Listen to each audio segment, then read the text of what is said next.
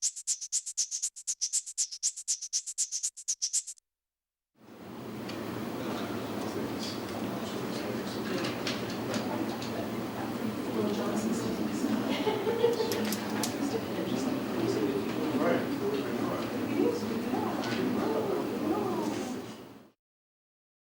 really excited to have the panelists that we have here tonight. We're happy to have all of you here as well. My name is Sam Steyer. I'm the program advisor for the Multicultural Alliance, which co-sponsored this town hall meeting. And I'm going to quickly introduce a few other folks who were really instrumental in putting this together.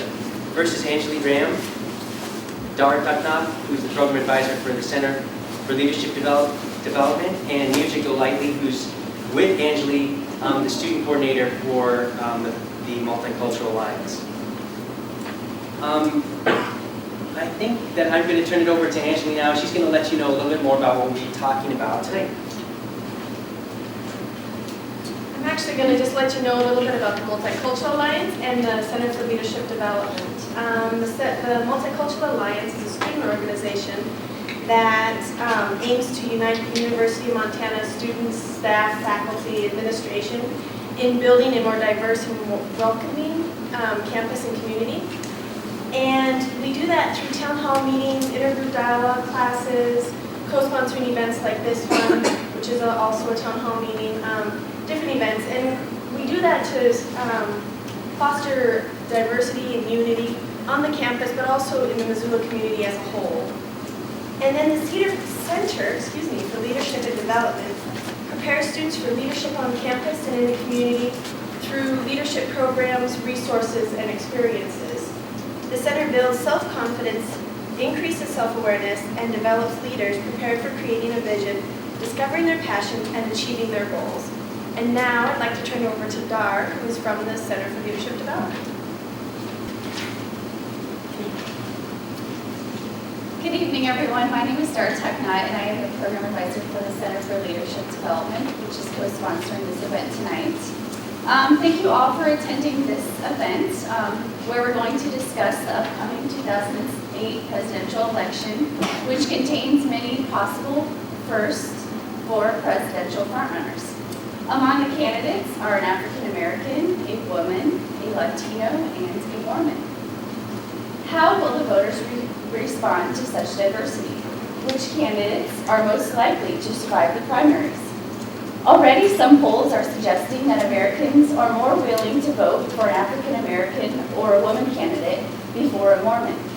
And yet other polls suggest that while individual voters would vote for an African American or a woman, we do not believe that our neighbors would be willing to do the same.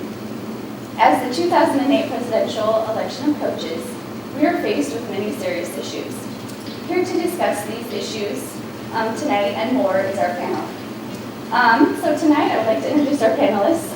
First we have Gregory Kosher, an assistant professor of the political science department, Dr. Judy Smith, interim director of Homework, and Christopher Musty, assistant professor of political science. Professor Sergio Romero from the sociology department was unable to make it tonight due to an illness. For further details regarding the background of all of our panelists, please refer to your programs. So now I would like to just turn it over to our first panelist and get us started.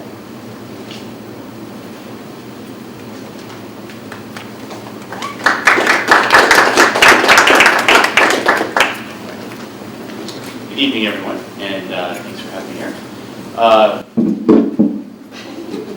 I see in the audience that some of my students are here, and so they're aware that what I typically like to do to subject them to torture is to approach politics from an institutional framework, to understand the process of how our government works, and then how that process then has significant influences on who wins and who loses in American politics. So what I'd like to do before we get to the nitty-gritty of the panel, is Hillary going to win, is Barack going to win, is first define terms. I mean, what does it mean for a minority to win in American politics? And then what is a minority? And from there, we can then study the process of choosing presidential candidates and how that can have a real effect upon who wins in the end. and then quickly to review some of the major candidates on the ballot in 2008. Okay, what is a minority? One of my favorite readings for my course syllabi is Federalist 10, the central thesis of which is that once we create this very large American republic, that the republic will take in a number of diverse minorities, essentially, people with different professions, different religious backgrounds, different classes, and geographic diversity, right? So people will have political interests based upon where they live and what their neighbors do. And so in this presentation, I use the term minority in its broadest sense, as a group of people who have a shared political identity and or shared political interests. What does it mean to win as a minority? Well, one definition of what it means to win is to have a member of your group take office. And so you win by having someone who is one of you win. Fine. Another way to win is to have an increase in political influence in the process, so that even if one of your group doesn't win, all the candidates feel like they have to pay attention to you, find out what you care about, and take a position on things that you care about. All right, quick review. Who are the Democratic candidates? Read the names as well as I can, but Senator Hillary Rodham Clinton, Barack Obama, John Edwards, Chris Dodd, these are all senators, or ex-senators, Representative Kucinich, Governor Bill Richardson, Tom Vilsack, former governor of Iowa, has already dropped out for reasons we'll talk about. And the Washington Post lists Al Gore as a potential candidate, so I do the same. Yeah, I think his movie career is taking off, so there may be no need to become president. Again, off the Washington Post, this is the list of Republican candidates. I have superimposed a categorization into the A candidates. Rudy Giuliani, obviously former mayor of New York, Senator McCain, Mitt Romney, former governor of Massachusetts, Senator Brownback, and former Governor Mike Huckabee of Arkansas. And then on the B list, some of these are just people who have formed exploratory committees or otherwise been talked about. I'd say that the main name here is Newt Gingrich, who actually does well in preliminary polls of who could win the Republican nomination. And obviously is the former Speaker of the House. How do we nominate candidates? These days, technically the decision is made in the party conventions in August and September. But the real decisions are made, the real voting decisions are made in the winter and spring of 2008, when each party chooses the delegates to those conventions. So one of the interesting things about our process is that formally we choose our candidates in the fall, but in practice we choose our candidates really early on in 2008. What's important about this process? One thing that's important is that candidates since 1972 have focused on trying to win the early states in the primary process, with the idea being that if they can show that they're legitimate candidates by winning early on, they can gain name recognition, credibility, publicity, and donations, and then use that momentum to then carry them through the rest of the primary election campaign. And so they pay a great deal of attention to who the voters are in those early states. Well, states are not blind to this fact. And so since 1972, a number of states have begun to move up their primary dates so that they can be the cool states in the nomination process. To try to impose some order on this process, the Democratic National Committee decided in August of 2006 that they were going to identify 4 states to be the cool states early on in the process. So in January 2008, if all goes well and no state rebels, the sequence will be Iowa will hold its caucuses, and then Nevada will hold its primaries, New Hampshire will hold its primaries, and then South Carolina. What's interesting about that? Well, one thing that's interesting is that the classic Iowa, then New Hampshire, then everybody else sequence put two states that were, well, heavily white at the very beginning of the process as part of the screening. There are other things that are interesting about them. So in terms of political minorities, Iowa is, of course, the backbone of Iowa, if you were running for president, is the farmers, corn farmers, who really like ethanol. And if you're Democrats, unions are very important as you're trying to get people to actually turn out in the middle of January to go to caucuses. Fine. But one thing that's new about this sequence of states starting out the Democratic primary process is the fact that Nevada comes second, and Nevada has a significant Latino population. So what this chart is showing you is it's roughly breaking down the population into percent non-Latino white, percent African American, and then percent Latino. And so the second bar is Nevada, and that significant red portion at the top is telling you that there is about, I think, 23% of the state population is Latino. And so any candidate who's trying to win Nevada has an incentive to respond to whatever it is that the Latino community would have candidates do. Same in South Carolina. And this is what has been going on for a while, is that South Carolina has been the third or fourth state in the nomination process. And since 2000, we've seen candidates begin to address issues of race to a greater extent. So in 2000, in the Republican Party primary, there was a discussion about whether or not the old Confederate flag ought to fly over the state capitol. That's not the sort of conversation you have if you're trying to win New Hampshire. But it is an issue if you're trying to win in South Carolina.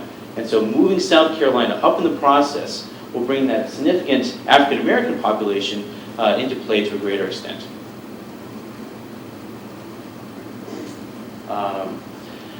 Next major element of the nomination process is timing. As I mentioned, there's been a significant change over time. So that when Jimmy Carter was running for president in 1976, he could in fact win the Iowa caucuses in January, and then as a relative unknown to the rest of the country, and then sort of ride that popularity through the process and eventually get the Democratic nomination. That would be harder to do these days because a number of states have moved their dates up so that they are early on in the process. And the effect then is that most of the game is over in the month of February, March at the latest. So this is the timing of caucuses and primaries on the Democratic side in 2004, where each bar represents half of a month. So the first caucus and primary were, of course, in late January. And then there was this enormous cluster of decisions made in early February. So 14 different states had caucuses or primaries, and if you wanted to be the Democratic nominee, you had to do well in early February. And then another large cluster in early March. And after that, it was essentially over. I mean, we still had, Kucinich and running, throughout the season. But by the end of March, we were pretty sure that John Kerry would be the candidate. And the process of states moving their dates up is continuing. Montana is talking about doing it now, along with other Rocky Mountain states. Some large states like Florida and California are talking about moving their dates up to early February so that they can be relevant. And obviously now we're going to have 4 decisions being made in early January.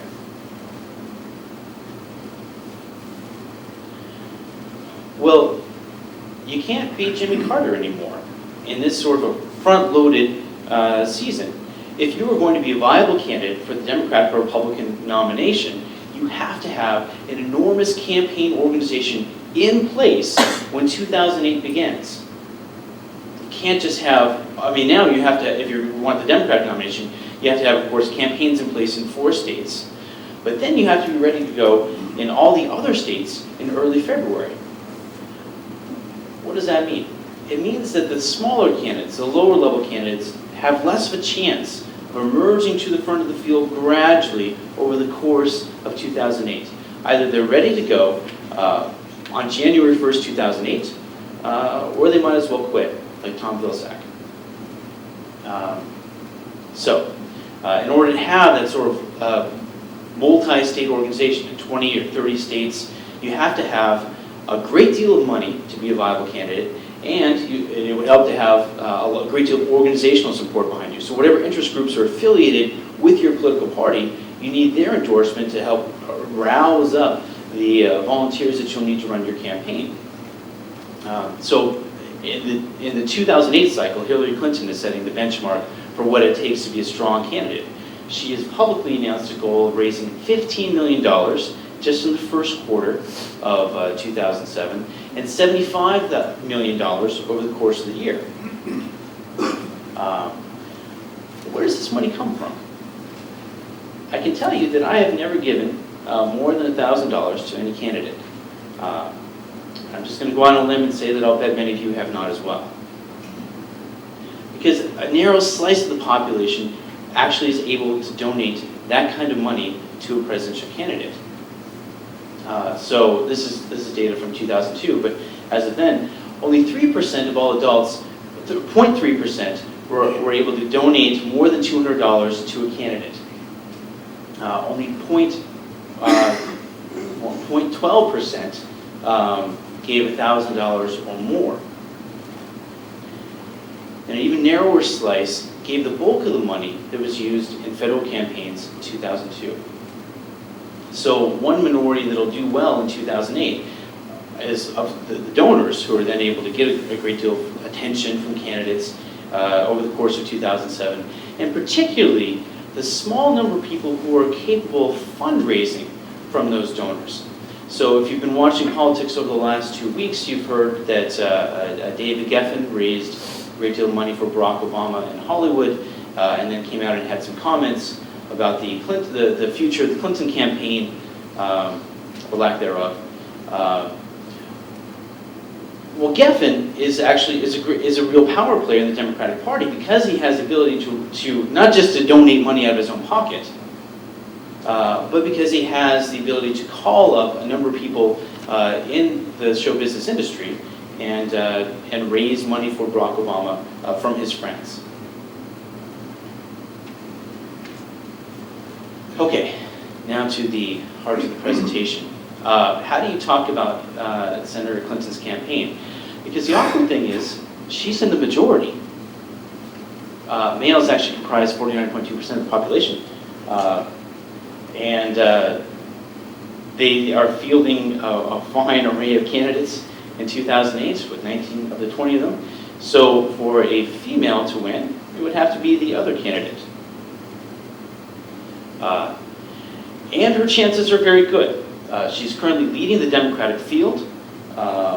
This is just one poll among many, but this one has her ahead of the next person, Barack Obama, 38% to 23%. Then Al Gore, who's not even running, and then John Edwards. Her advantage and her disadvantage is that she is a known quantity. Obviously, she's been on the national stage since 1992, and as a senator, she's maintained a very high national profile. So on the one hand, that helps her when people call and ask, who are you going to vote for, because the easy answer is the person you know. On the other hand, as Democratic voters and sort of Democratic Party elites evaluate her, is that she is a known quantity. And so her ability to pick up people who don't already know and like her is somewhat limited. And so when they look at, for example, head-to-head polls of Hillary versus some other Republican potential candidate, if the polls start showing her behind these other potential Republicans, there isn't as much hope that with a good, presentation of herself in 2008 that she'd be able to come from behind and pick up that extra few percentage points.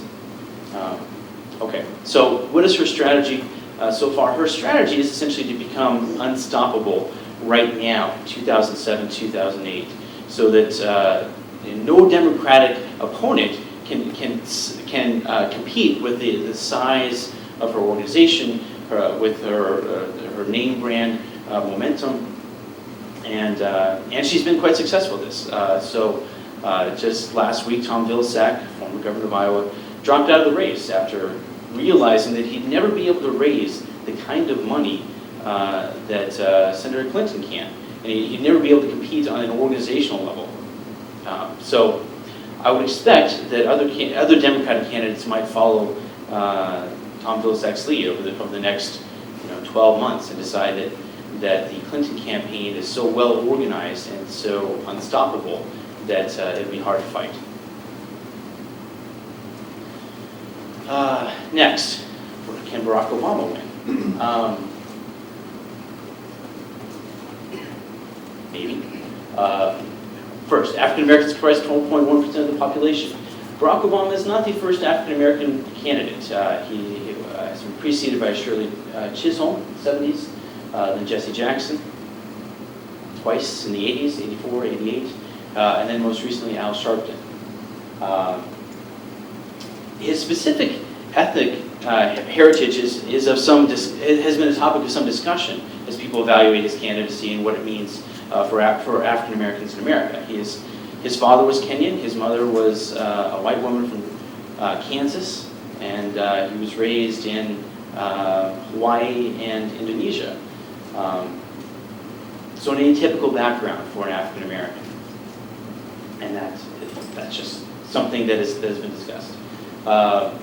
He is the second leading Democrat in the field, and his strategy, his chances are based on his ability to become the main alternative to Hillary Clinton. If everyone who is not sure that Senator Clinton can win the general election starts looking for an alternative, he wants to be that alternative. And what he sells is a message of hope, of being slightly different from the other Democratic candidates, of being more broad-minded. There. Third and last for me.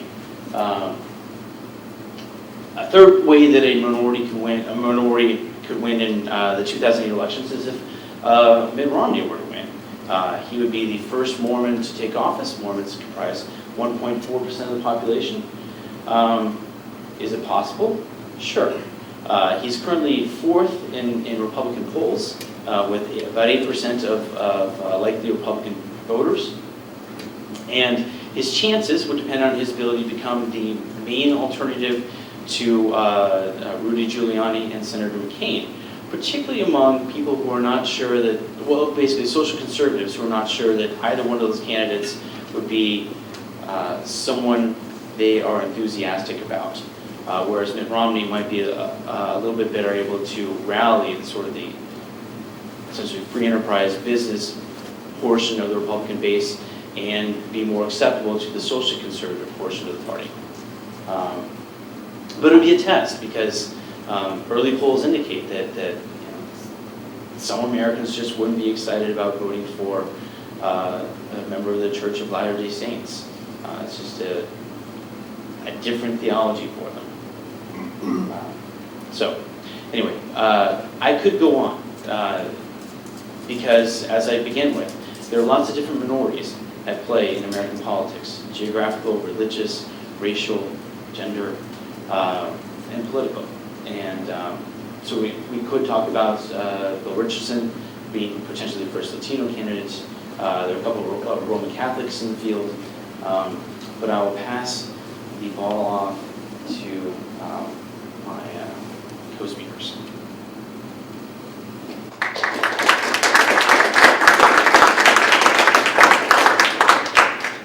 Well, I'm going to pass on the podium, and I'm one of those Americans who would vote for Mr. Romney, so I'm going to talk more from that point of view. Because I'm basically here, I believe, more as a political activist than as a science-trained person to tell you about how the system does or doesn't work. So I will do that, and then you can kind of contrast and see how it fits together and ask questions.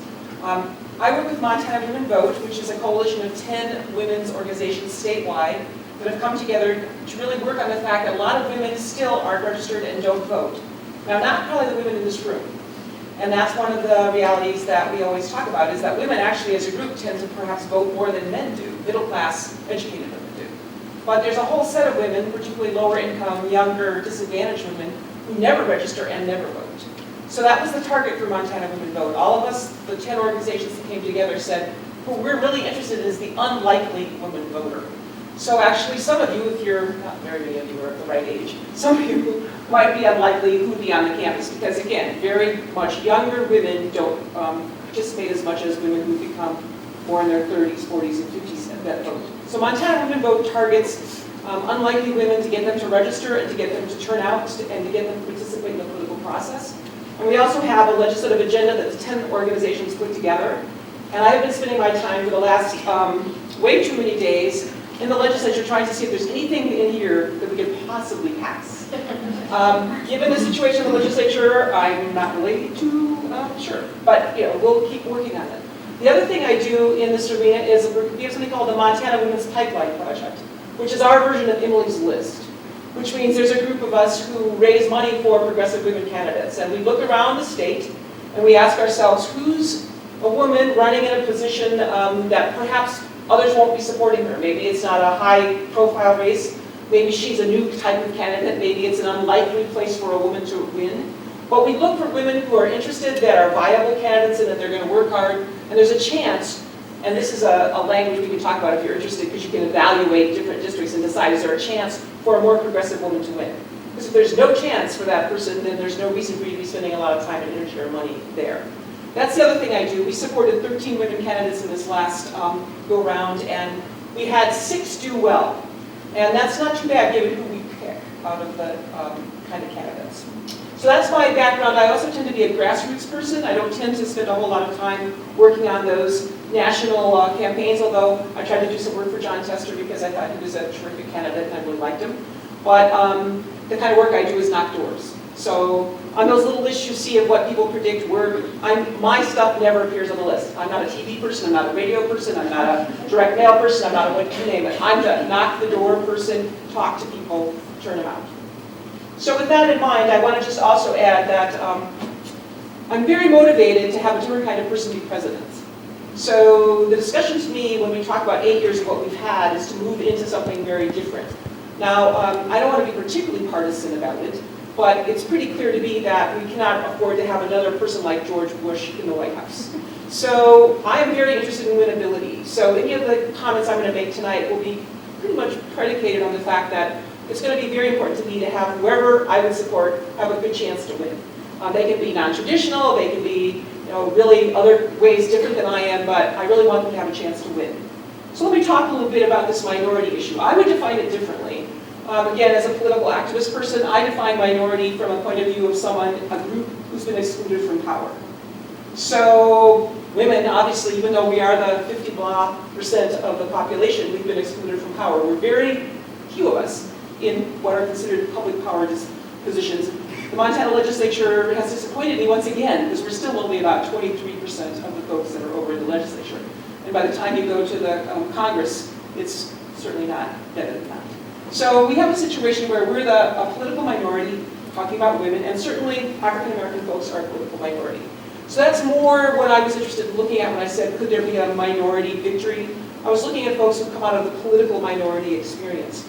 But what's interesting is, if you look at Hillary Clinton and Barack Obama, they make a challenging mesh for my definition of minority. Because while one of them is an African American man and one of them is a white woman, I'm not sure that they have experienced exclusion from power. If you look at their background, you look who they are, you look who they know, and you look who's going to endorse them and how much money they can raise.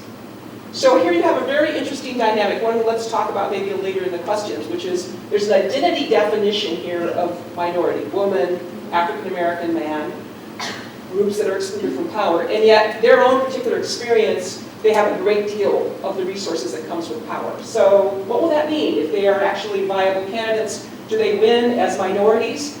The other piece of it, which I would say to you, which is very interesting to me, is that neither of them are embedded in a social movement. Most of the people that I relate to and care about and connect to, if they decide to run, it's because they care about this different issue, like it's civil rights, or it might be feminism, or it might be environmental rights.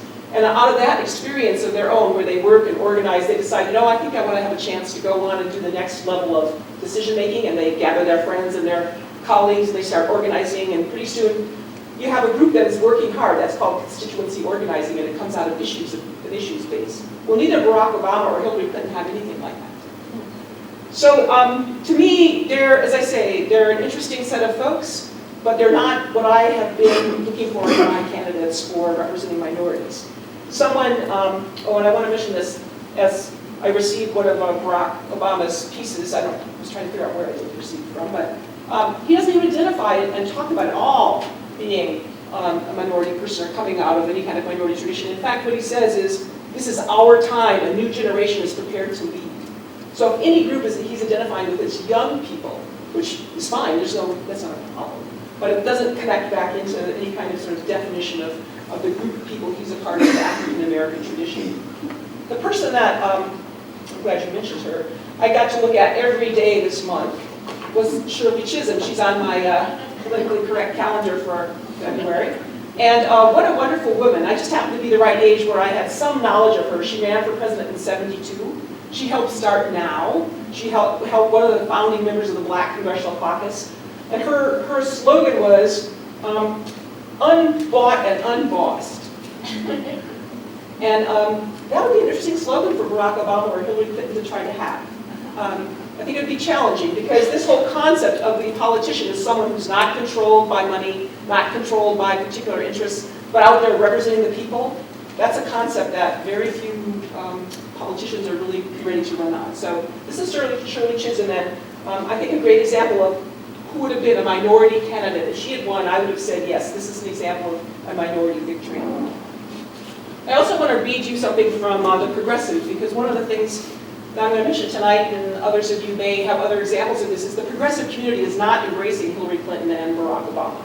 They don't represent the folks that are in the progressive community. This came out of Progressive magazine by Ruth Conniff, who's a writer for them, who often is writing about news events. And what she basically says here, the title is Democratic Frontrunners Duel of Firsts. And she says, the spectacle of the Democrats' female and African-American candidates is uplifting, if only because it's about time for a demographic shift in the White House. But as the candidates raise hundreds of thousands of dollars in Hollywood, Obama, or lock up the most veteran political advisors and admin, Clinton, we ought to realize we are kidding ourselves a little bit when we imagine that the new kid on the block candidates represent real change. So I think that's what you're going to hear. I read it in The Nation, I read it in his magazine, I read it here in the Progressive. These aren't candidates that are capturing the progressive interest and moving forward. Why does that matter? Well, again, it's constituency interest, it's networks, it's energy that goes into a campaign. I would argue, others here may not agree with me, that progressives had a lot to do with why Chester got elected out of Montana. A lot of the people had to vote for the guy, I don't mean it that way, but a lot of the energy that went door to door, that went out really organized in this state for Chester were progressives.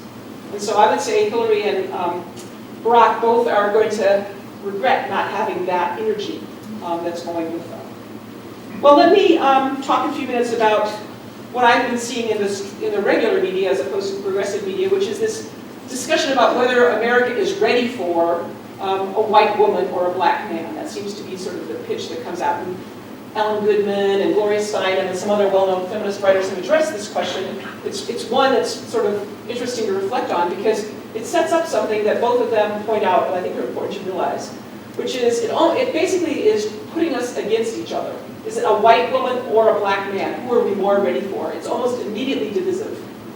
And Gloria Steinem points out, which I thought was really very excellent, that happened to us already. Because in the time of universal suffrage, when in this country we were trying to just get away from just having white men vote, there was a universal suffrage movement, and everybody was working very, very hard to get universal suffrage. And the other side did a very smart thing. They broke that coalition right in the middle and gave the vote to black men. White women waited 50 years before they got the vote. So one of the things to really pay attention to, and Gloria Steinem I think says it very well, is if someone asks you, are you supporting Barack Obama or Hillary Clinton, you say yes. And her whole point is, I'm supporting something different. I'm supporting a new demographic potential for the White House, but I'm not going to pick black men over white women or whoever else is the variation of the grouping that is being proposed to you. So I do think there's a fixation in the media, and I think it's interesting to ask yourself why that is and why we would set it up that way. I'm actually glad Richardson and some of the other folks are coming in because it'll break the the twosome up a little bit, we'll have at least a few more faces to look at and to think about.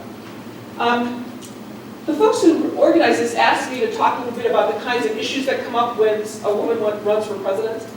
And I'd like to do that just for a few minutes. There's a fair amount of research on this. I didn't bring it with me. If you want to know it, I'm sure you can find it, and I can direct you to it online. But basically, there is a whole discussion that happens when women run for really powerful positions. Ask Carol Williams, who's the president right now of the Senate here in Montana.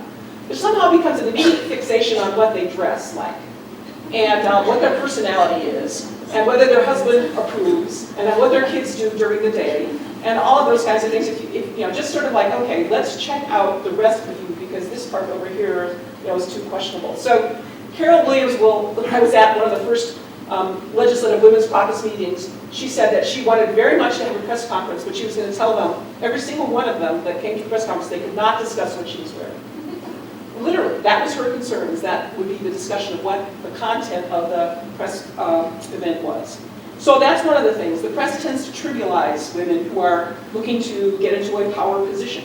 And we can talk about that if you want to later on, what that means and why that would happen, but there's lots of evidence to show that when it's a woman that's running in a particular campaign, the things that are focused on are different than when it's a man. So if it's not trivialized, if it's not what she's wearing and what her personality is like, it's to make her into a very scary being. And I think Hillary Clinton does have some of that happening to her. It's happened for a long time. To use the word, it's that sort of a fearful bitch woman who has power and can use it in very effective ways. And so she's scary. And so that's the other thing that often happens with the media, is that we either get this sort of trivialized woman or this very scary, powerful woman. And if you hear any of the things that are being said about Hillary on Fox News, you totally know that the fear factor is being promulgated about Hillary and her sort of taking over, and what kind of women would that mean my wife by turning to if Hillary was president. So basically, I think those are the things you oftentimes see, is that kind of treatment of women as very odd objects that are either handled in certain ways. Another thing that I think that you see, and I don't know, it's sad because you can really see Hillary doing it now, is, are women tough enough? So, can we go and bomb them? Is that the answer to how we can be president? I mean, that's almost the language that comes out. And when you read Hillary's fundraiser, she talks a little bit in here about kids, but the second sentence is reaching across the aisle to make sure our troops have better body armor. Nothing wrong with that, except that is exactly what she feels she has to do to show that she is strong enough, that she has to be good on defense, she has to be willing to take the step that would enforce our will if it's necessary. So are you strong enough? And then there's an old one, are you smart enough? I'm kind of hoping with Bush and Reagan, those people, but that one's gone. We don't have an IQ test anymore because we aren't able to hold that up. So tough enough, smart enough, some of those are out there. Another one that is interesting, has been documented, but I think Hillary Clinton won't have quite the same experience, is that women can't raise the same kind of money. They really have different sources of money. They have different people who give them money. This is unfortunately true, but women are cheap. So if you are going out and asking women to write you a check to run, you get $25. If for a lot of men, if they go out and ask their male friends for money, they get $100. And that, again, is very demonstrable throughout the realm of any area, that women just don't have as much money, they don't give as much money, and the candidate doesn't have that much money. So I think Hillary raises money not because of being a woman at all. She raises money from her other connections. So she will transcend that particular situation, but it's one that comes up for a lot of women who do run. Women tend to be older when they run. Women have to have pretty much done a thing with the kid, whatever it's going to be, because we don't offer women childcare and ways to handle children in the political arena. If you go to the legislature, there's no women almost with younger children that are present there. They either have not had kids yet, or they have kids old enough that they don't have to deal with them on a day-to-day basis. That's something that in the pipeline project we've talked quite a bit about. There's a number of young men there, their wives are home taking care of the kids, but there are almost zero young women there. So again, how do you change that? One of the things that interests me is in Washington State, that's not true. In Washington State, they've hit critical mass with women in the legislature, and they actually pay them a salary, and they actually have childcare right there near the Capitol. So obviously, once you decide that women should be fully participant, you start offering some of the things that make a difference, then women become more participant. I guess that's the theory I would say in general about looking at the issue for women, is we're just aren't at critical mass yet to have, not to be this exceptional strange being. There need to be more of us. So for all of you that are in here, if you've never thought women, that haven't thought about running, I would really urge you to give it some thought. Literally, more women have to run. All kinds of women with all kinds of experience, and make that statement that they're important and they want to be part of the political decision-making process. Only then, I think, things change. And so now in Washington, using it as an example, they have a woman governor, 2 women senators, and a large number of women representatives. So they've hit critical mass. Now, I am not saying I want women to rule the world, although I might, in the dark moment, say that. But what I am saying is that women have to have, that sort of parity in order to go forward. And until we do, we still are seen as a strange creature, and that's what I think is going to happen with this election that we have. So let me go on to winnability. Because I did kind of fix on Hillary and Barack, there's others we can put in there, I want to say that I think it's very important not to close the door on those candidates. I think it is exciting that we live at a time when those two kinds of people are actually considered viable front-running candidates. That should encourage everybody. There wasn't that long ago when that wouldn't have been true. So let's take a positive moment and say, okay, we're really happy that that's true. The question is, I personally probably like John Edwards a lot better than I like Hillary Clinton or Barack Obama because of where he stands on issues. And so that's going to be the challenge, I think, for a lot of us in this election, is we're really pleased that we can have some different kind of candidates, and yet are those candidates the ones that are going to embrace the issues that a lot of us really are interested in? I do think winnability is going to mean it cannot be a business-as-usual candidate. I am very convinced of that, and that's where I think John Edwards has a problem. So I don't consider John Edwards to be the perfect candidate either, because he's a white man, has a lot of money right now, even though he may not have at the beginning, and is from the East. And to me, that's a replay of a way too many times scripted situation. So if I were choosing, if I could just say I'm picking out this candidate and saying this is the person I want someone, and again, if at all possible, from the West. I think that we here in the West are actually a lot of growing energy in what we can do politically. I think we could really break the mold and make a difference if we had a Western candidate. I'd really like it to not be a white person. And of course, I'd like it to be a woman, except I can't think of who that person could be at the moment, so I'm challenged by that. But that's the kind of person I would see that could really be a not business as usual candidate that I think a lot of people would be very excited to get up and work for. Given that we're probably not finding that person, what I'm just saying is I think one of the most important things we can all do is pick one of these people that interests us and work really hard for them. And if it's Hillary Clinton, or if it's Barack Obama, or if it's John Edwards, or whoever it is, taking someone and getting engaged and making that statement that these are the kind of candidates that you want. And I would just urge you to take the one that you think you really can convincingly tell people, this is someone I support and I think they can win. I don't think any of us anymore want whatever you think of Nader, that's an old other topic, but I don't think any of us want a situation where we feel like some person that we supported really meant that another person didn't get elected. That we don't need. We know that. So if you take one of these candidates, take one that you can work hard for and really feel they have a chance to win, that they're not just getting in the way of someone else winning. And work for a while, because this is an incredibly long season, as we've heard. People are already gearing up their machines and are thinking that they're going to go in. But I think there could be some interesting things that come along the way, some bumps in the road for the big machines that Hillary and others are gearing up. So I wouldn't lock it out. I would just urge you to take a serious look at these candidates, pick one that worked really hard for them, because I think there can be potentially some kind of victory here. Whether it's for my definition of minority, that's another question. I don't think my definition of minority is running anywhere this year. But for other definitions of minority, there could be. And I'm really interested in hearing from you all what your thoughts and concerns are about this question, because I think it's generated so much discussion so far that it's got to be an interesting topic that touches a lot of things for a lot of us. So I look forward to hearing from you. Thank you.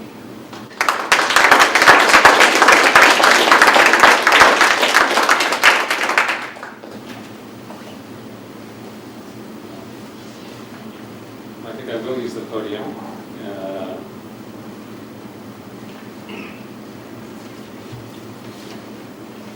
I want to first express my embarrassment for being here. And that's because if you look at the calendar, this election is 600 plus days away.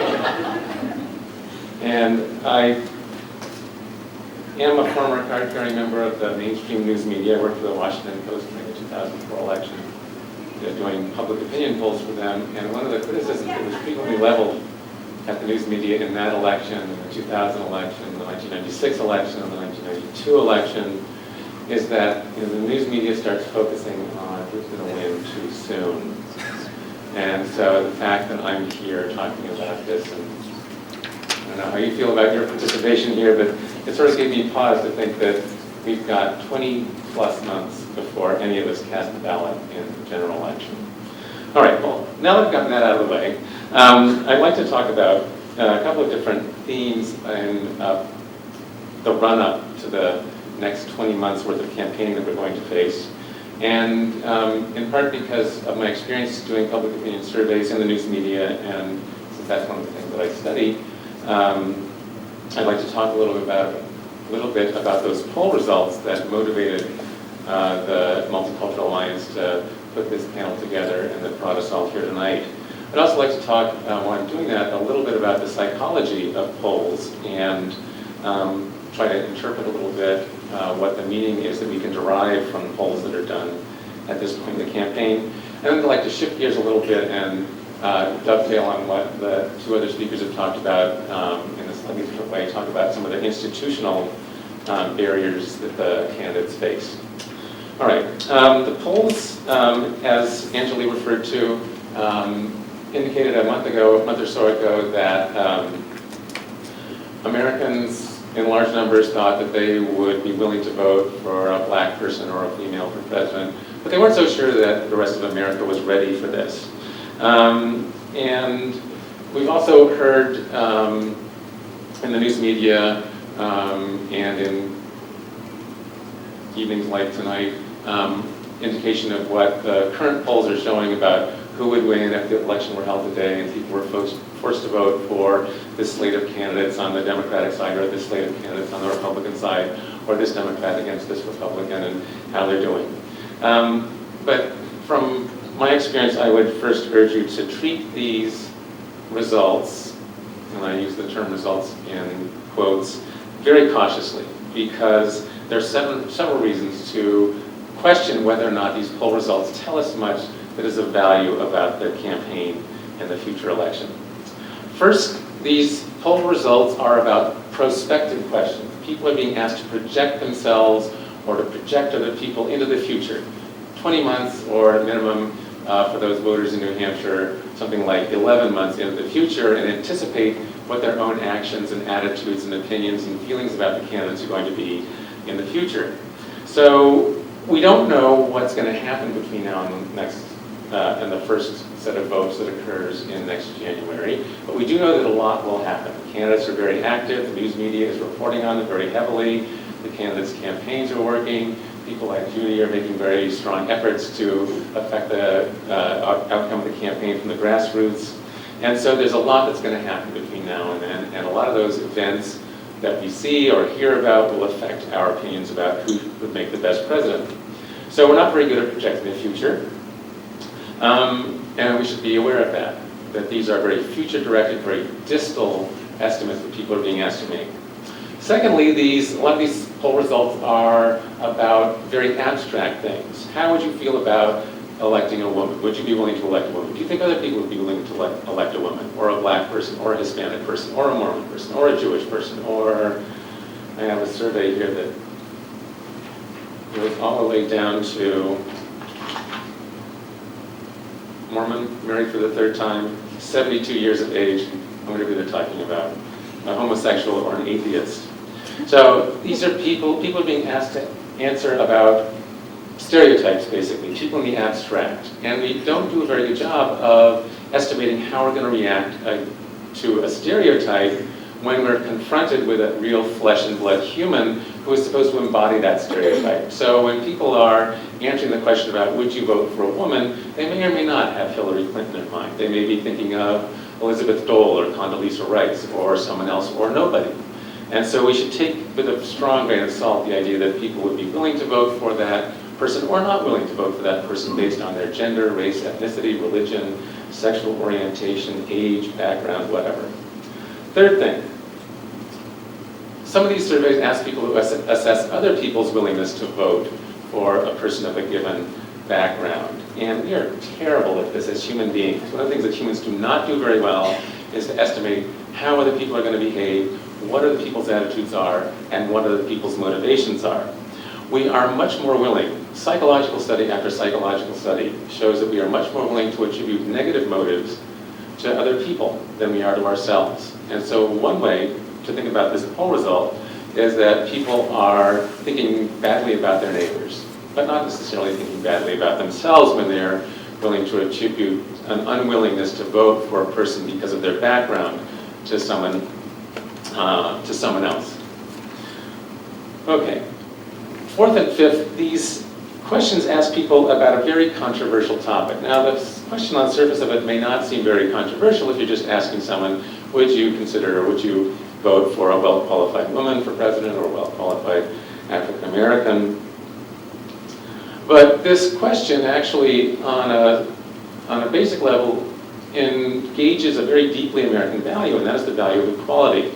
Because to indicate a willingness to not vote for a person based on that background indicates a willingness at some level to subscribe to an inegalitarian view, an anti-egalitarian view of what qualifies a person for public office.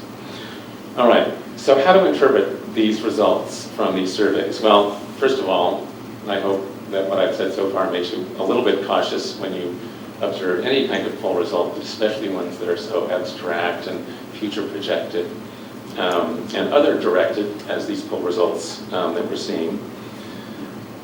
One thing we may be seeing, however, is that people in surveys tend to give answers that they believe are socially desirable, that they believe do not violate basic fundamental norms. And since one of the fundamental norms engaged by these questions is equality, it's not surprising that people may be reluctant to indicate that they're unwilling to vote for a person of whatever background, simply because of that background. That is, people know that it violates the norm of social equality to say they would not vote for someone on the basis of race, sex, or religion.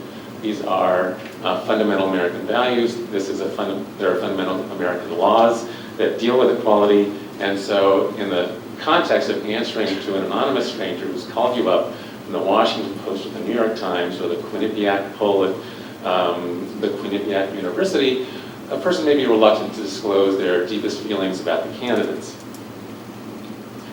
So people are less willing to say that they would vote against a candidate on that basis. It doesn't mean that they are not willing to do so, but we need to be very careful about assuming that these surveys indicate anything very real or very concrete about people's actually vote choices.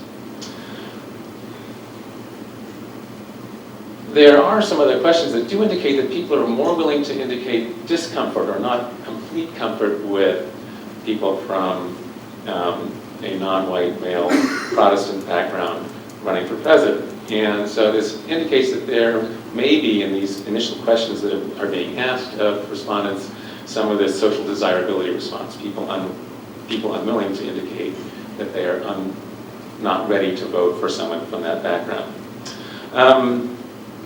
Another idea from psychology, in addition to this idea of social desirability in answering surveys, is the idea of stereotyping. And here I want to shift from talking about people's responses on surveys to some of what we see in certainly news media coverage and certainly some of the campaigns' reactions to the other campaigns. In the news in the past week or so, we've seen this huge controversy over the Clinton and the Obama campaigns over fundraising and some of the comments that were made by David Geffen about the Clintons that raised a whole set of other sort of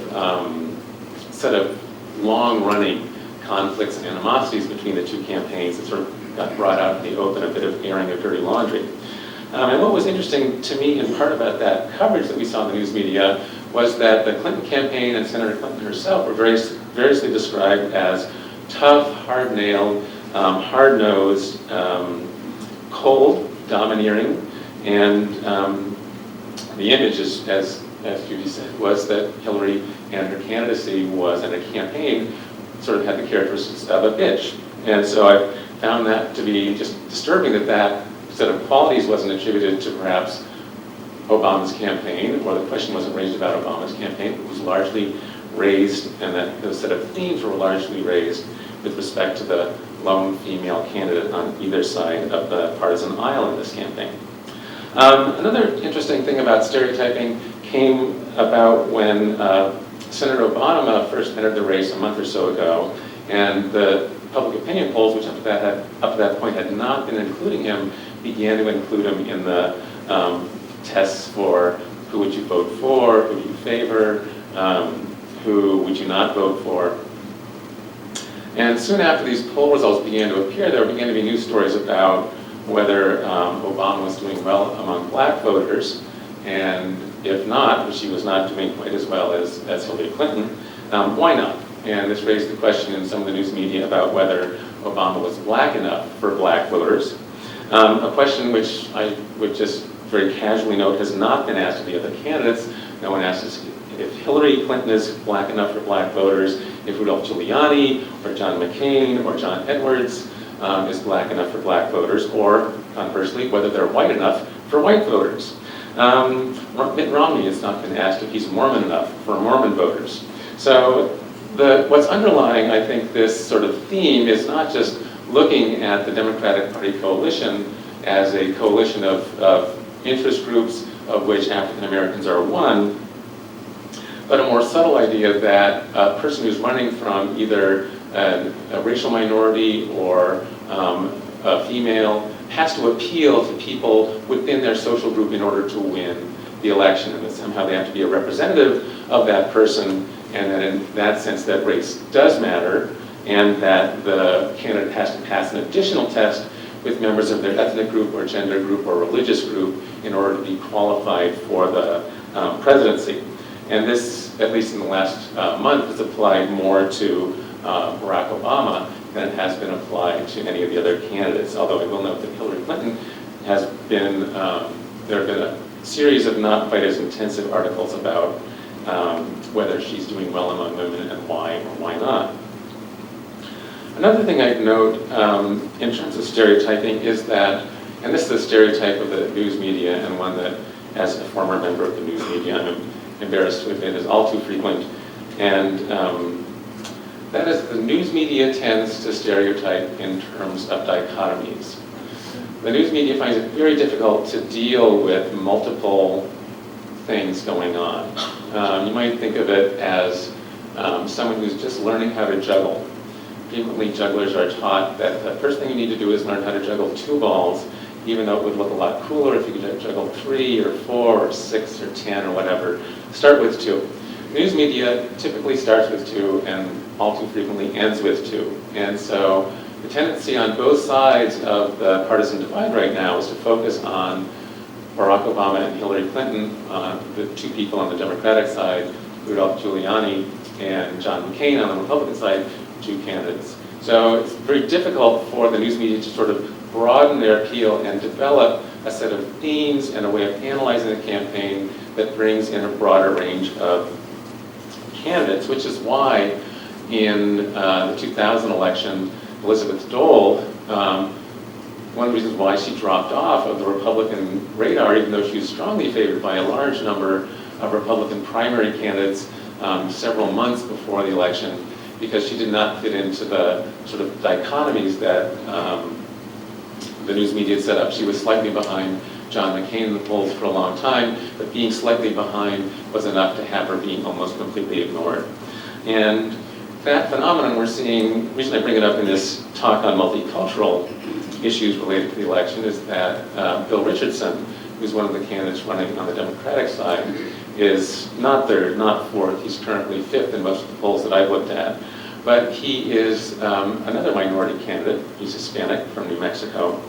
And it is worth, if one of the things the news media is going to focus on is the possibility of someone from a non-traditional racial or ethnic or other background becoming president this year, I think that the news media owes it to us to have a broader discussion about all the candidates and all of their differences, including Bill Richardson, including Mitt Romney, including Rudolph Giuliani, who would be only the 2nd Catholic to be president were he to be elected. So I think we need to have a broader conversation about multiculturalism in this election. And so far, I'm concerned that the news media is not providing us with that. I'd like to turn back to talk about some polling history, just as a way of bringing my talk a little bit back around to polls. Thank you. And that is to invoke the names of Harold Washington, David Duke, and Harold Ford Jr. And just as another corrective to your thinking that these polls that we're seeing now mean anything, when it gets closer to the election day, say January 7th, I don't know, maybe a week, I guess, or maybe less than a week before the New Hampshire primary is likely to occur the next year, looking at what the polls say, I would be very cautious based on the history of those three candidates. Harold Washington and Harold Ford Jr. were both African-American candidates. Harold Washington ran for mayor of Chicago in 1983. Harold Ford ran for senator from Tennessee in 2004. And the polls in both cases were wildly inaccurate about their chances for winning the elections, or how they actually did when the votes were actually cast. The polls substantially overestimated their percentage of the vote that they would get in the elections. Similarly, David Duke, who you may know has been a white candidate for both senator and governor in the state of Louisiana, someone who has a long history of explicitly racist views. The last polls before both of his statewide elections showed him doing much worse than the actual results were in the election. So when it comes to voting for minorities or for people with opinions that are outside of the social norm of equality, we should be very careful that surveys tend to underestimate the vote of people who have a past history of discrimination or racist views, and generally tend to far overestimate votes in favor of African Americans and other ethnic and racial minorities.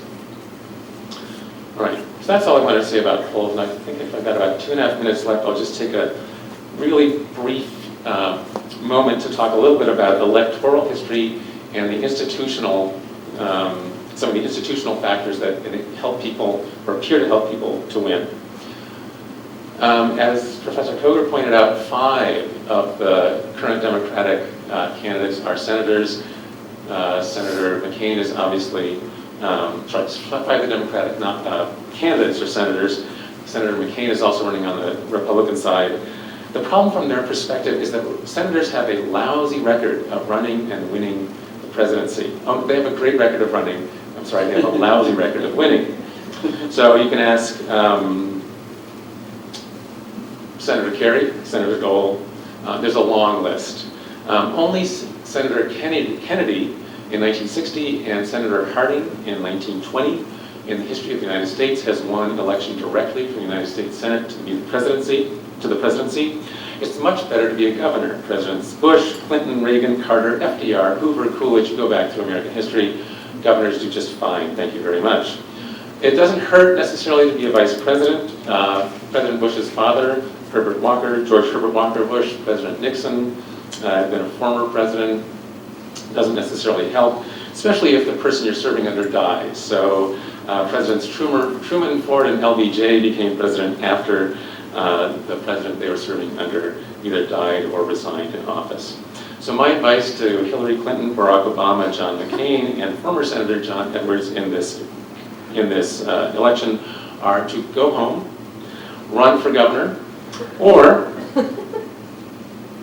become nominated to be vice president by someone else who's running on your party ticket, have them leave office in the middle of their term, take over, and run a strong election campaign the next time out. And I think on that note, I'm really looking forward to your questions, and thank you very much for the opportunity to speak to you tonight.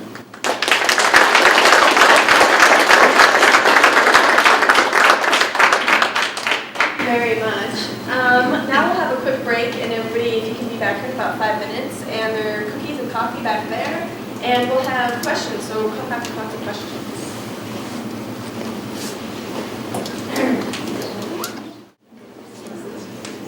Anybody want to start? First question.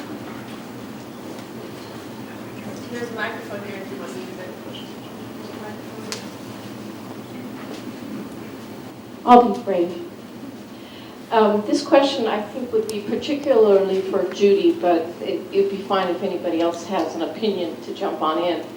And that is, have you noticed like any gross generalizations about the priorities for women leaders over male leaders or, I don't know, minority leaders? Well, again, I can go two directions with that question. There's a real body of research on that. That as you get more and more women in the decision-making bodies, the types of things that are discussed and passed change. There's more concern about family issues, healthcare, whatever those kinds of side of life you want to talk about.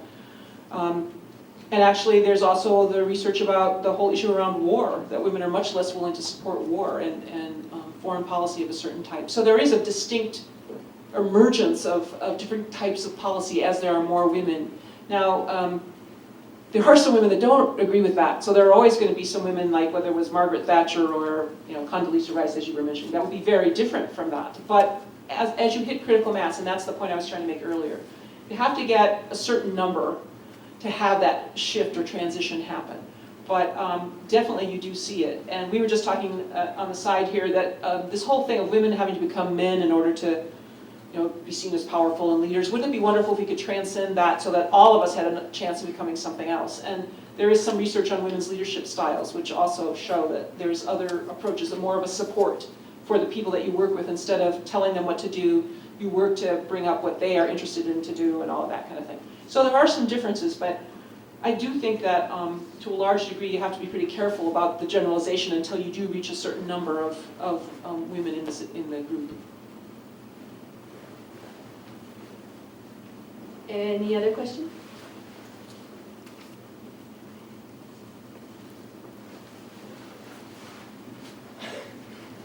Thank you very much.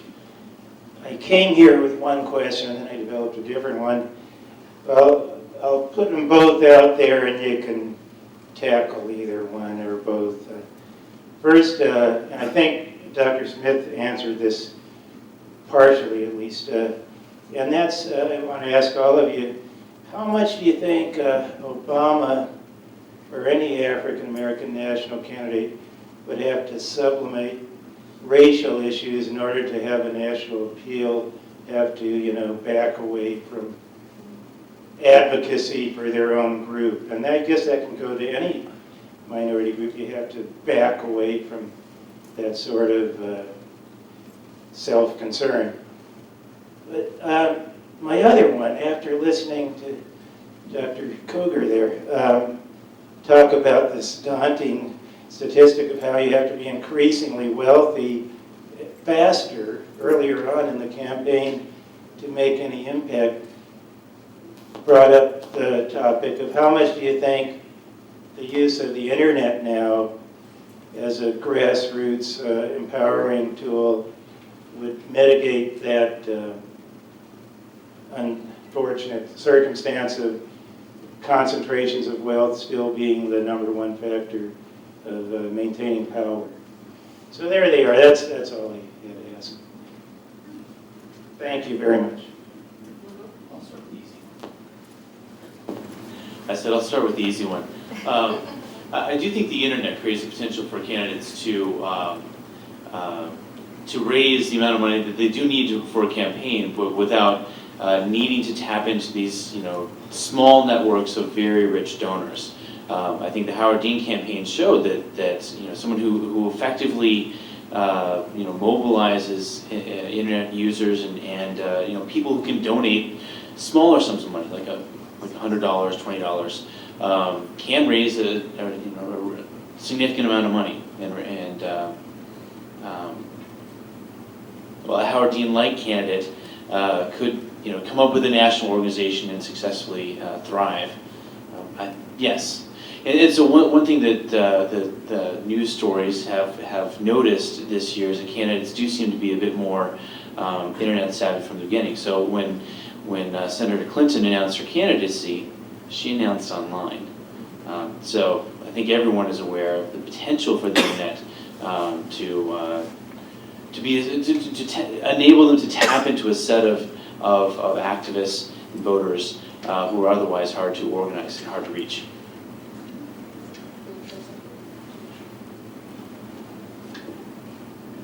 To address your first question, I think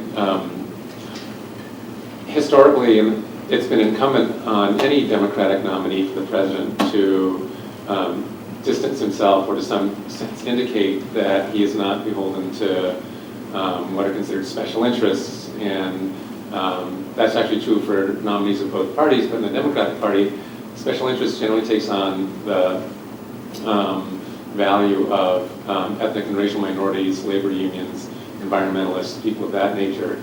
And so for any candidate, for any Democratic nominee, one of the things that they sort of feel pressure to do from other political elites, from fundraisers, from the news media, from their opponents, is to generate some kind of distance. And that's true of both candidates from ethnic and racial minorities and to candidates who are white males.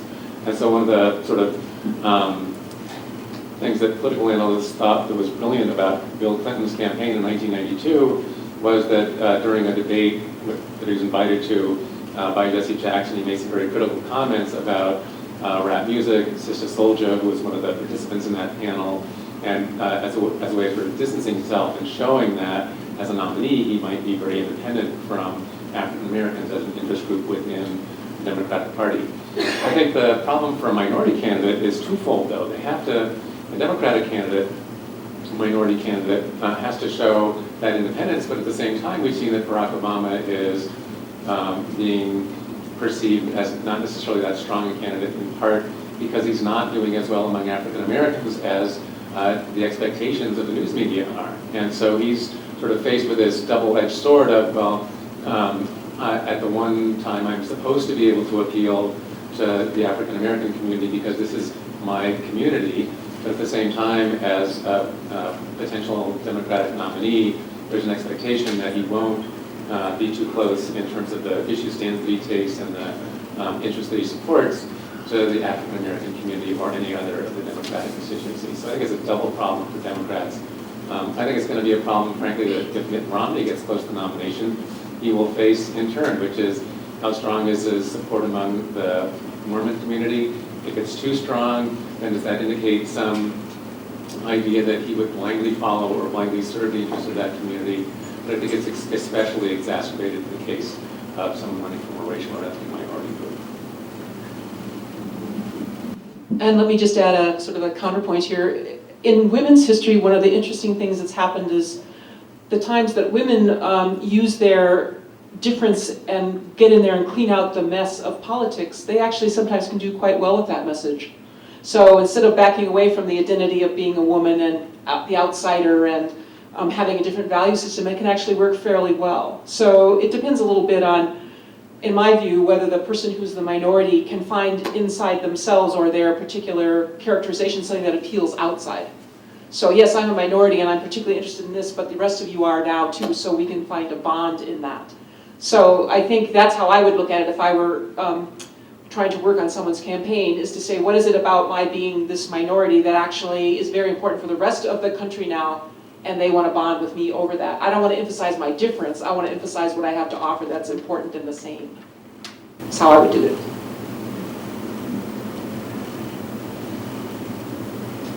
Other questions?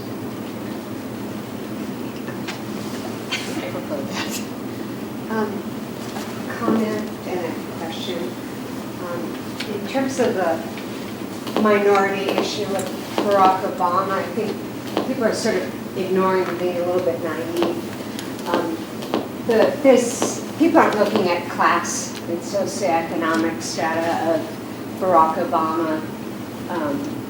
I have a very dear friend who's black, and he's a neurosurgeon at Stanford. You're not going to have an inner city black man who's poor and disadvantaged who's going to relate. They're going to look at him as living in a white world. Barack Obama is well educated, he's biracial. For a long time, they're looking at within the black community, blacks are prejudiced against the darker the color of black within the black community. So I don't, people are looking too general at the African American. Barack Obama is looked at high socioeconomic class, well-educated, lighter skinned. So I think it's looked at too generally. You know, a lot of blacks are not going to relate to him at all. So I think people are looking at it too generally. They're going to look at him as living in a white world. And I think that's overlooked too much.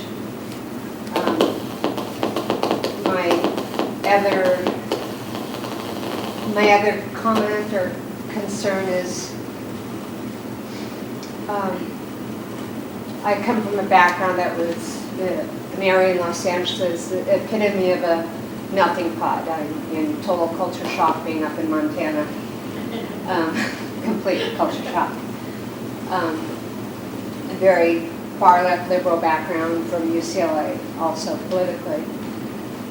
My concern with the fact that we were having this discussion, that it will be the discussion nationally, isn't it a shame that we can't just put a list of all the relevant topics nationally and internationally and not have no one's name and just look at the issues and everyone's positions and pick the candidate that we think is best.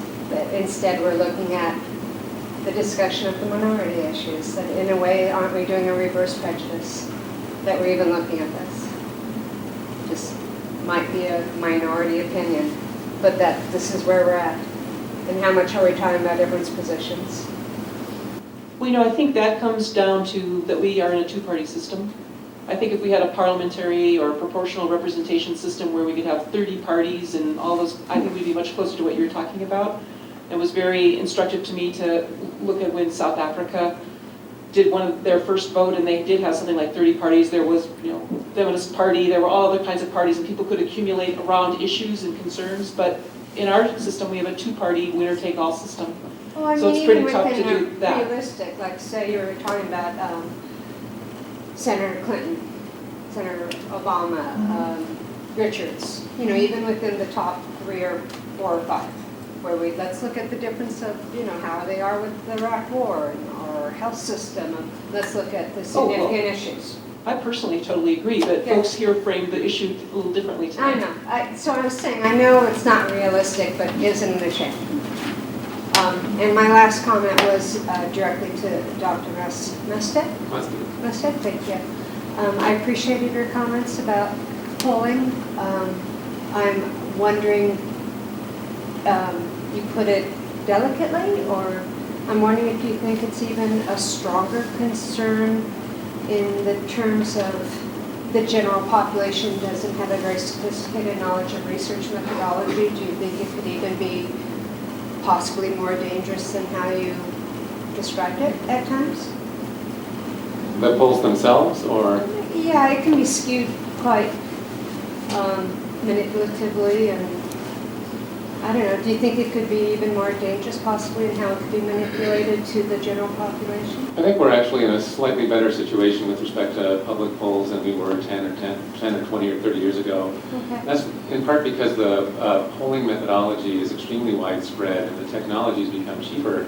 So there are a lot more people out there doing polls. And so, you know, it used to be that there was Gallup, and then there was Gallup and Harris, and then there was Gallup and Harris Rover, and now you've got, you know, too many polls to even absorb coming at us. And I think one of the sort of benefits of that is that within, even though there's a sort of strong tendency to ask similar questions, there are also some sort of different voices out there within the polling community who are asking different kinds of questions. And so I think that acts as somewhat of a corrective on polls being excessively manipulated or not, certainly intentionally manipulated. I think a greater danger is that, you know, sort of as we've seen in the polls that have been done in the last couple of months, that in a situation where it's early in the campaign, the candidates haven't talked a lot about issues, they're spending a lot of time raising money and giving very general kinds of speeches, that the polls tend to sort of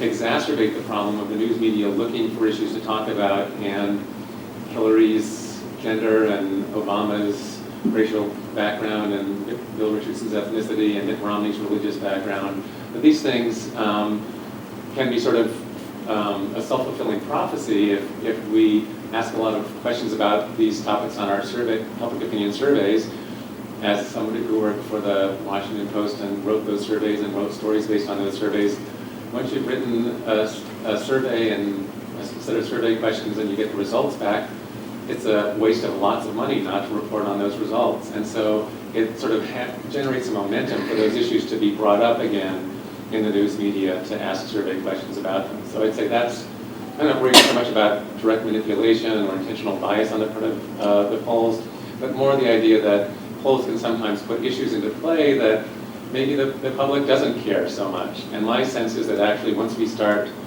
having a series of debates among the candidates where they're sitting down at a table like this, talking about the issues and not talking about each other's backgrounds, that some of those concerns will become slightly less important in people's decisions about who they're going to support, because they'll have that chance to look at the candidates and think more about, what distinguishes these people in terms of issues, not where they came from or what groups they represent or anything of that nature. So I think the balance will tip a little bit in the direction of focusing more on substance and issues and what experience the candidates have once we get to the debate stage of the campaign. But unfortunately, that's probably several months off. I'm wondering about the integrity of the methodology. No, What? I'm generally not worried about the integrity of the methodology. Polling You're organizations like the Washington Post, New York Times, ABC News spend tens of thousands of dollars every time they do a poll to make sure that it's done with the highest standards. They're not ideal. They're not perfect. But reasonable? And as I said, you need to take the results this far out with a lot of salt, a large shaker of salt. But in terms of the basic methodology, they're quite sound. Thank you. Do you think students can really have a large impact on the primaries, especially in a state like Montana? And can we even get mobilized to do anything for these campaigns? Or do you think there's just too many barriers and we're too far away from it in the West, where it's just almost like an equal protection issue where our vote doesn't even count, basically, for the primary? Well, a lot of the folks I know in say, the Baucus decision-making structure think that students really made a big difference for Chester. Well, I was his lead candidate. Well, there you go. So I hope you think you did some. I think I did. Okay, so what I would say is what you've identified is part of what a lot of us have to think through, which is, does a small state in the West, even if we mobilize incredibly, what do we have to deliver? So I would say Montana is an interesting place because we can deliver a certain amount of interest in us through who we are and what we do, and it may be overstated than our numbers. So someone like Schweitzer's back in DC right now getting a lot of coverage. So I think Montana actually can deliver a lot more than maybe other people think we ought to be able to, just from being who we are and what's happening here with the interest that's going on. Students can be, I think, are definitely part of that. So follow up, in general, the nation, students can make a great difference, because you were talking about Barack Obama, how he's trying to grab you for the youth. Do you think that in general, students at the primary stage can be large help with the grassroots, or is it all just about money? I don't know. It seems like this is a whole new era with the internet and all those things, that it's possible that students could be a large portion of the campaign. Yeah, from the work I do, I would say yes. There's a real opportunity there for mobilization, definitely through the internet, but also through the bodies. I mean, I think just being the bodies for campaigns is particularly important that students can offer. Can students matter? Yes, because they're a vast pool of untapped voters, and who in many cases don't have fixed political opinions. So they could, if candidates would reach out to them and persuade them, they could easily be, moved one way or another. And so yes. Second, is campaigning just about money? No. And to the extent that my presentation gave that impression, I was merely trying to make the point that candidates have to have large, well-organized campaigns at the beginning of 2008. But money per se is not actually the determining factor of whether or not candidates do well in the primaries. There have been candidates who have had a lot of money and done badly. Phil Gramm in 1996. John Connolly, Dr. Musty tells me. So money per se, no. And so having organization, even organization based on bodies and volunteers and people who are energized can be at least as effective as having a great deal of money. Third, what about Montana? Well, to stay true to my presentation, I have to say that in terms of affecting who gets chosen as a nominee for either party, it's going to depend upon when the date of Montana's primary is. If it continues to be in June, then we'll have the opportunity to ratify the decision made by other earlier states, and that's just honesty. And so it can be gratifying to turn out and vote on that date. Vote for Dennis Kucinich if you don't like the winner. But that's it. Now, in the general election, I've actually been intrigued. I mean, I'm sure many of you have, but I'm actually intrigued by the direction Montana has taken over the last few years. And so one thing that we observed in 2000 and 2004 is that at the national level, the election was so close that both candidates, both major party candidates, had an extraordinary incentive to focus on any state that was close. And so it wasn't really a matter of winning California and then winning Ohio and whatnot, the big states with large clumps of electoral votes, or just getting a large majority nationwide.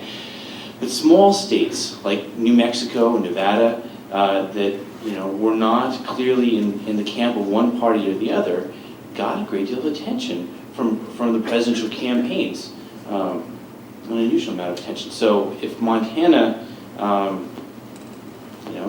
is plausibly, if the national election it continues to be close as it was in 2000, 2004, and Montana is a reasonably close state so that both the Republican candidate and the Democratic candidate think that they can win, then yes, Montana can be an influential part of the process, and students in the state of Montana can have a huge influence on which candidate would win.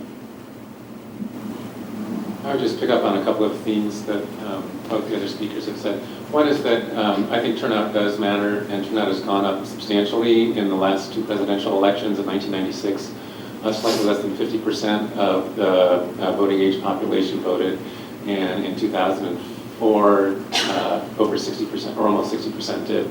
That was a 10% jump in two elections, which is huge.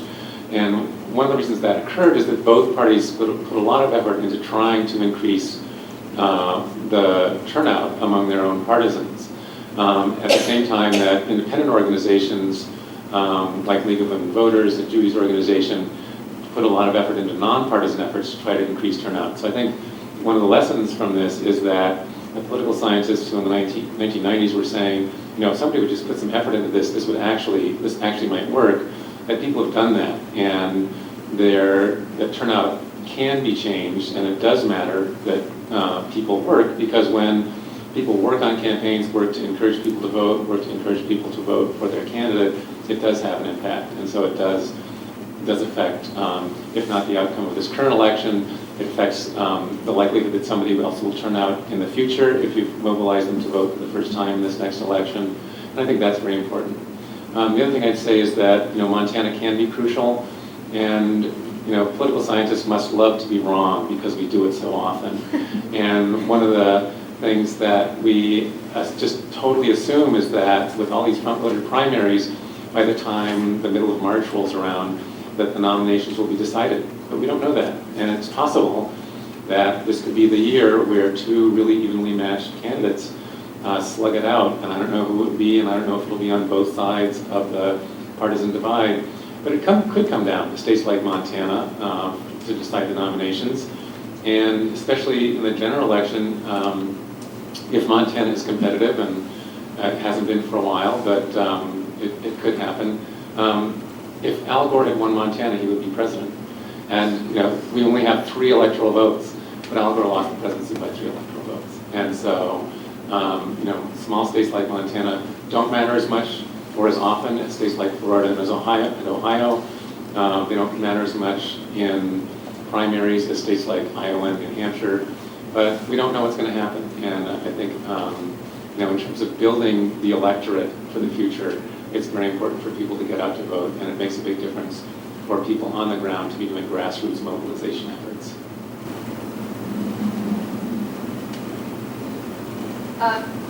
Do you know if there's been any polls out that have said that because there are different types of candidates this year, that there might be more new voters turning out? Is there any evidence to show that?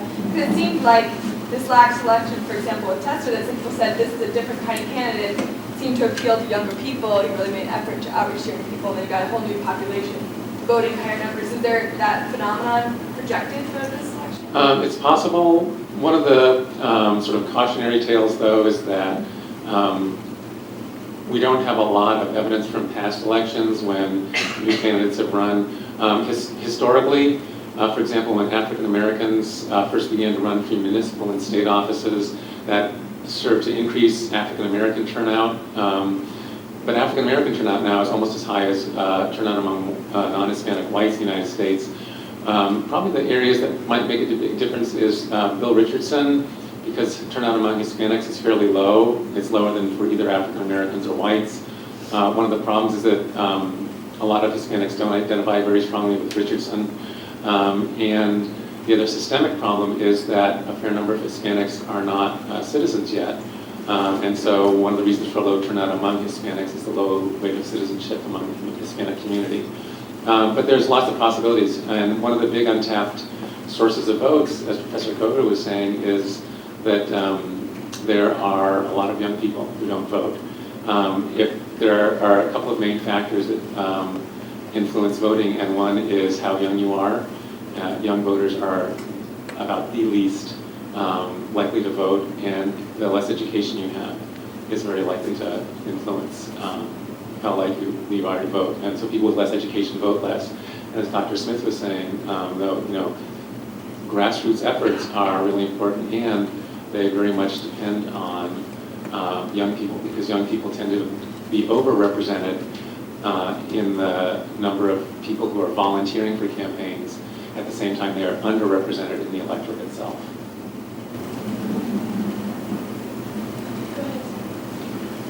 There's a, I guess you call it a movement called Unity 08. I don't know if you've heard of that or not, but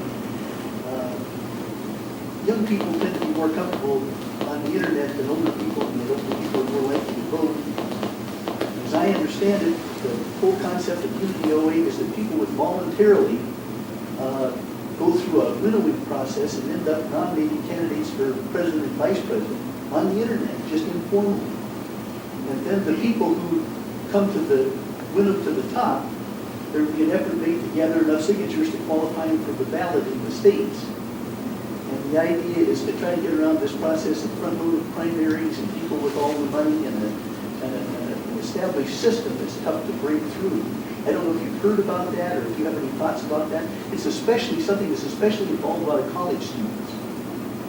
And so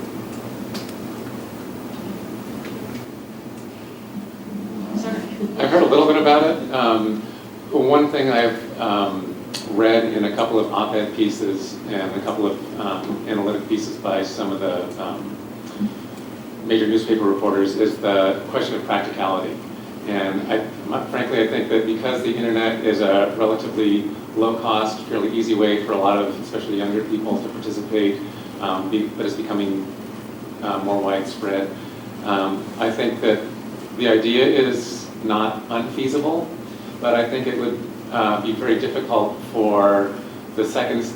I don't see any problem with the internet process for winnowing down a broad set of candidates to a smaller set. My understanding was that the effort was to try to find a sort of bipartisan candidate or a bipartisan ticket that could sort of run as, and that's where the unity comes from in the name, to try to run as sort of an alternative to the excessive partisanship of the Democrats and Republicans.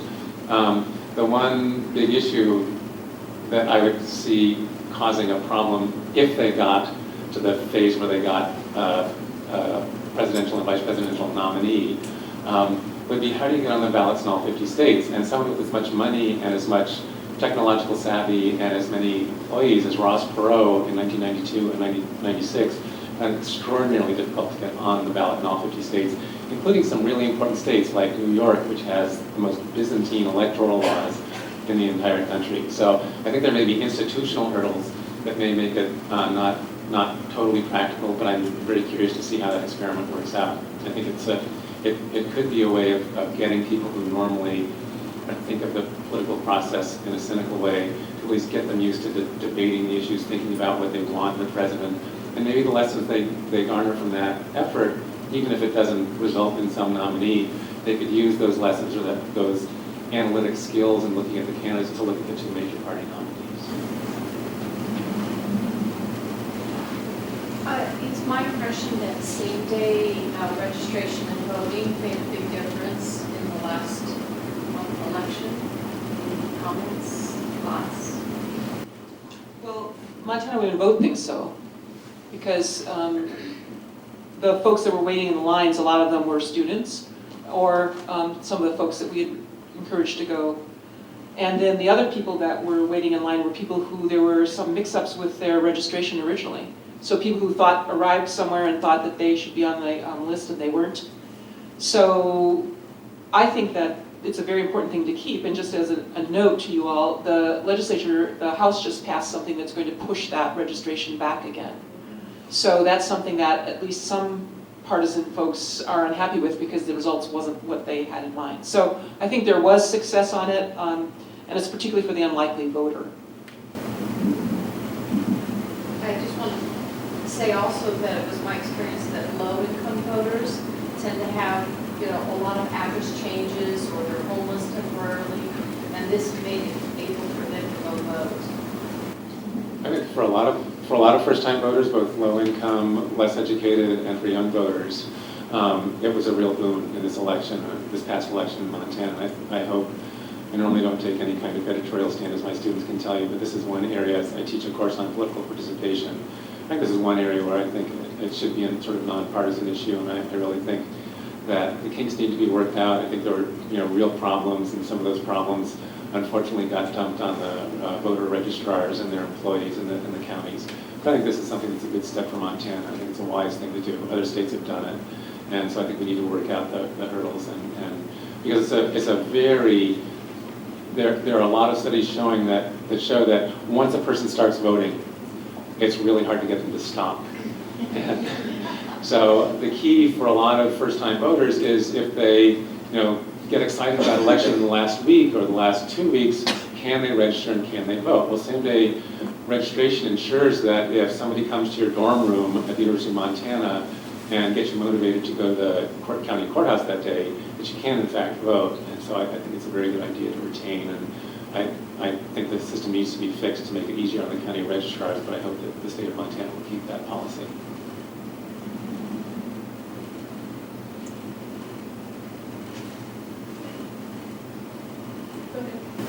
Is there any talk of any of these candidates teaming up, like president, vice president, team, pairs? I just haven't heard anything really about it. Is everybody just going to go completely off this ticket to pick their running mates, or is there going to be any coupling? Any thoughts? Any premonitions? No viable candidate would say at this point that they are really running for vice president. So, yeah, in the distant future, it may make a great deal of sense for some of these candidates to team up. But we'll have to wait and see. I mean, that's it. Okay, so particularly, Barack Obama has been in the Senate now for 2 years, going on 3. And on the one hand, he and many of his supporters, and I think a lot of people aren't untroubled by the fact that he doesn't have a great deal of political experience. But if he were to not win the Democratic nomination, he does seem to be the sort of candidate who, would benefit potentially from being a vice president and gaining more experience, a great deal of national stature, and as Dr. Musti's pointed out, it's easier to become president if you've been vice president or governor than if you've been a senator. So, politically speaking, it would make sense for him if he did not win the nomination outright. One of the key warning signs of someone who's trying to adopt that strategy is that in debates, they will stop criticizing the front runner quite as heavily as they have been in debates a week or so prior to that. So that's the first indication that someone's trying to make themselves look good as a vice presidential or not a presidential nominee.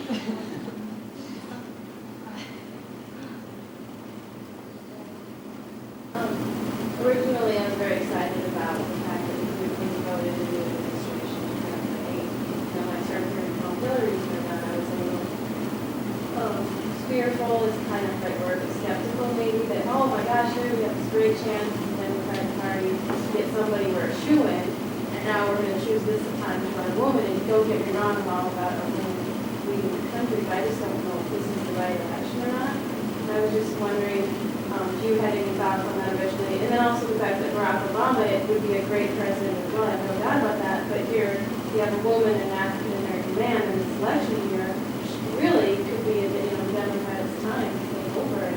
I just don't know, coming from a South Dakota background, if we run either one of those, if they really have a solid chance. I mean, we do have a lot of time before it comes to that, but if you can speak to that a little bit, I would really like to hear that.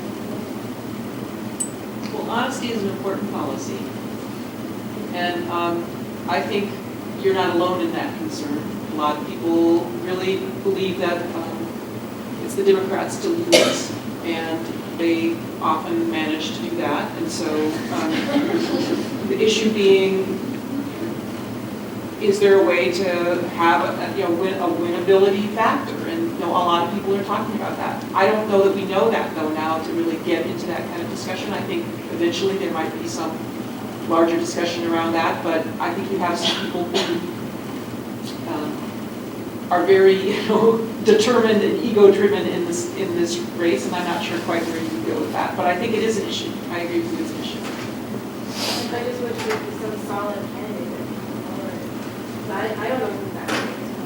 I know who I would like that on a spiritual level, or what I really want as president. I'm like one of those people who voted for Nader the last two times, knowing that it didn't matter in Montana, but hoping the popular vote would get him more third-party money, but I'm just kind of done with that.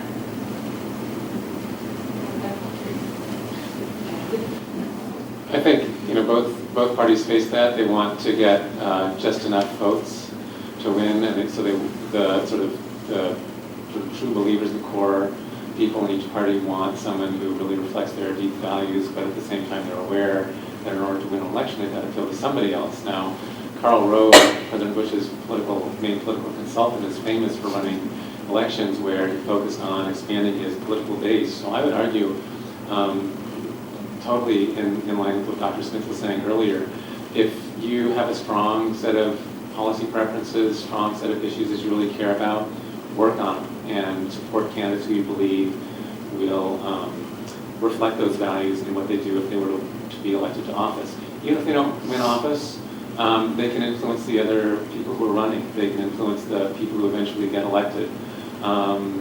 Candidates often, the successful candidates are often the candidates who are somewhat able to adjust to who's on their right or their left flank or whatever. So if you have a really strong set of issues that you care about, I would say work for people who reflect those sets of issues.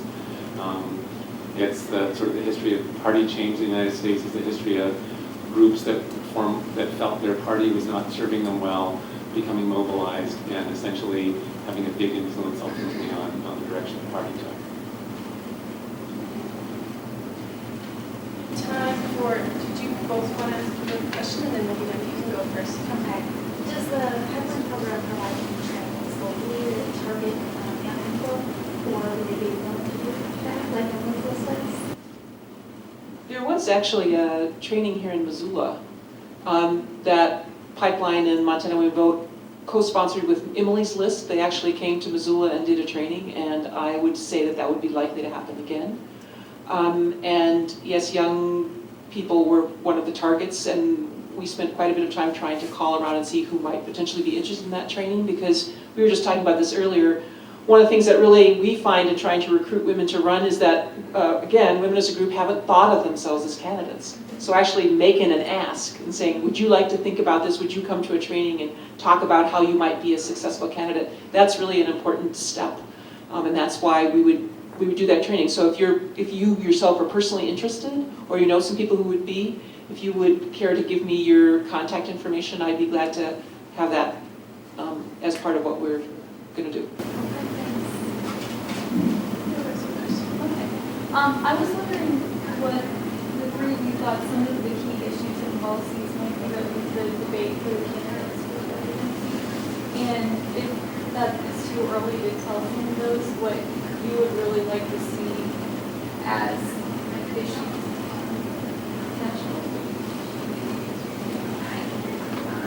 Well, obviously, the war is in full play as an issue that's under discussion, and it's being used in a variety of ways between the candidates. Personally, I would definitely like to have someone elected who would give us a very straightforward way that that war is going to get over, at least our part in the war. I don't know that that will get over.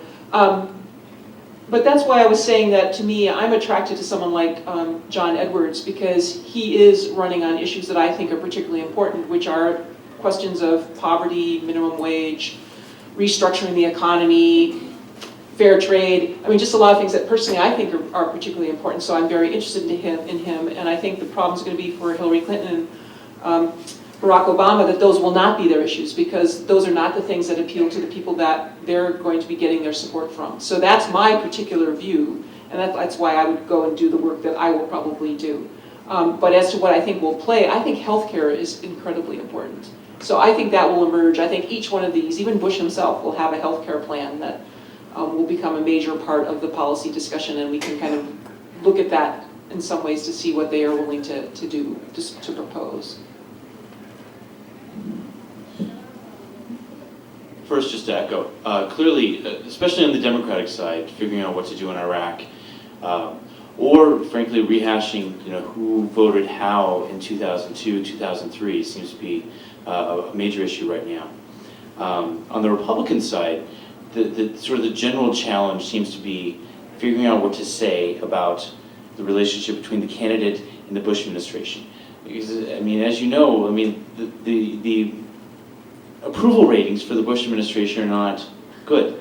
And yet, if you're running for the Republican nomination, you of course don't want to irritate people who, many of whom really like the current president. So how do you distinguish yourself from the current administration without being too critical? It seems to be the general challenge. In terms of what I'd like to see, I have a fondness for having candidates tackle issues which are not at all politically appealing to them. So I would also like to see them sort out the healthcare problem, but not by proposing popular solutions like, well, I'd like to research this disease which is really bad. Because researching diseases, trying to cure diseases, that's not politically difficult. Figuring out how to improve access and how you're going to trade that off against other demands is challenging. I'd also like to see a candidate speak honestly about how they're going to deal with the national budget over the next 10 years and the entitlement problem. Again, no political payoff for doing that.